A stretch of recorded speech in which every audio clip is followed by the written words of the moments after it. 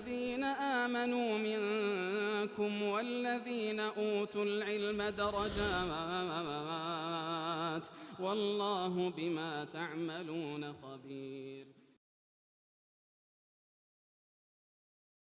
And the Shaykh is going to start with the one that is more serious, the one that is more serious.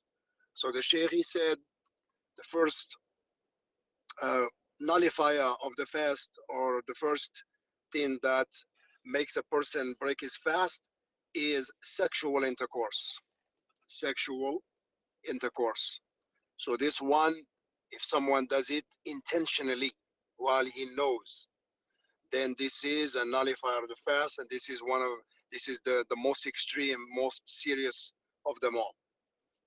The Shaykh said, so when a fasting person has sexual intercourse, his fast becomes broken.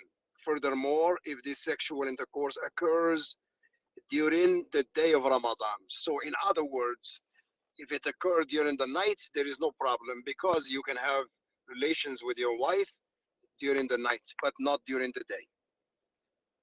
When fasting is obligatory, in other words, if the fasting was not obligatory, like fasting Monday and Thursday, and you decided to break your fast and have relations with your wife, there is nothing upon you. There is nothing upon you, and you don't have to expiate or anything like that. The Shaykh said he's required to perform the mandatory atonements. Atonement, which is al-kaffara, or if you wish, you can call it expiation. The mandatory atonement for the vileness of his act, because this act is vile. There is no doubt about it, because you're supposed to stay away from anything that break your fast, especially having intimacy with your wife while you are fasting during the day in the month of Ramadan. The Shaykh said, which is freeing a slave. So the number one, if you are capable of freeing a slave, then you should do so. You should do so.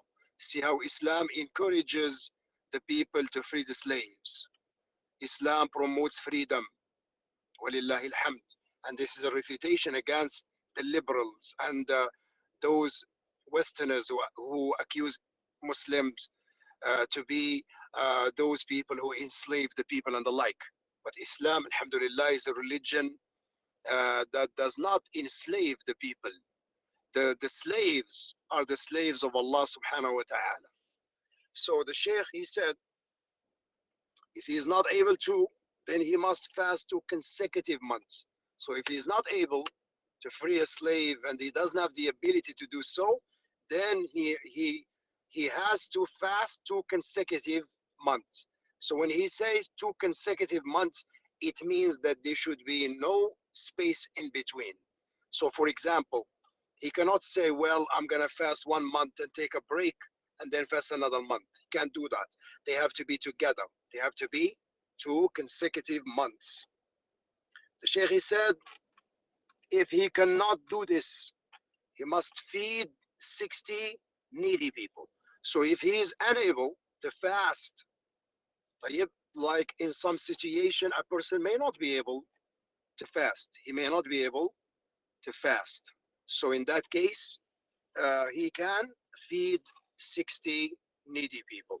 And look how Islam also promotes the feeding of the needy through sadaqah and zakat and al-kaffarat, the expiations and the like.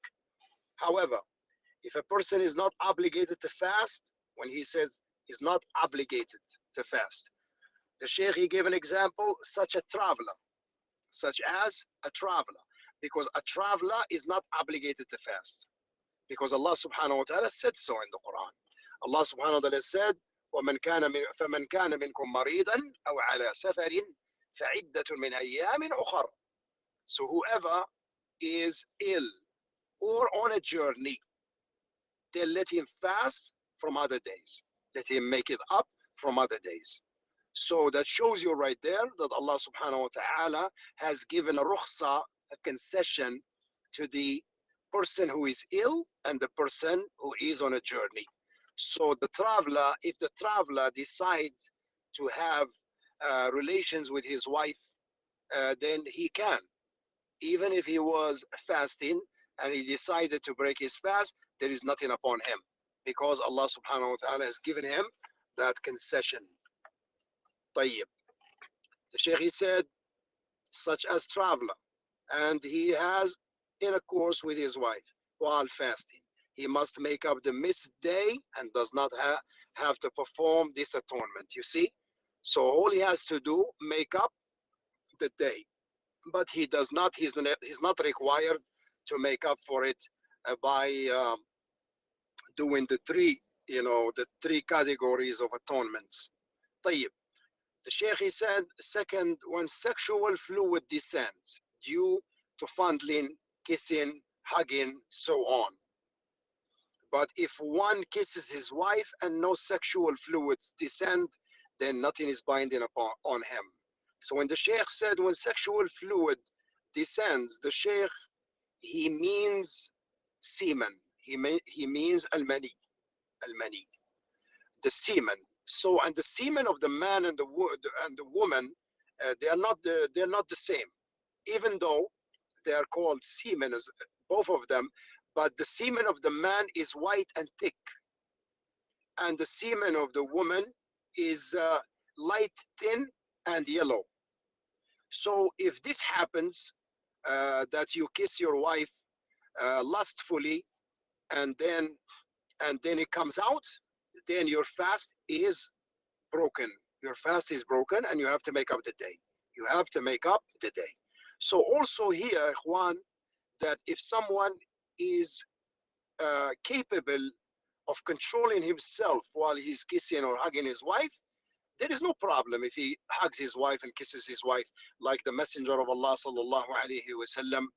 He used to kiss his wives, as Aisha radiallahu anha reported, that he used to kiss his wives, but he was in control of himself, sallallahu alaihi wasallam. So if you are that man who controls himself, there is no problem, ma fi ishkal, there is no issue, alhamdulillah.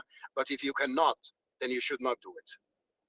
And the means that they take the same ruling as their objective, because there is a possibility that kissing and hugging may lead you to have intercourse with your wife, and then you will regret it, because you have to do those one of those three things that the Shaykh mentioned earlier, and you don't want to go there.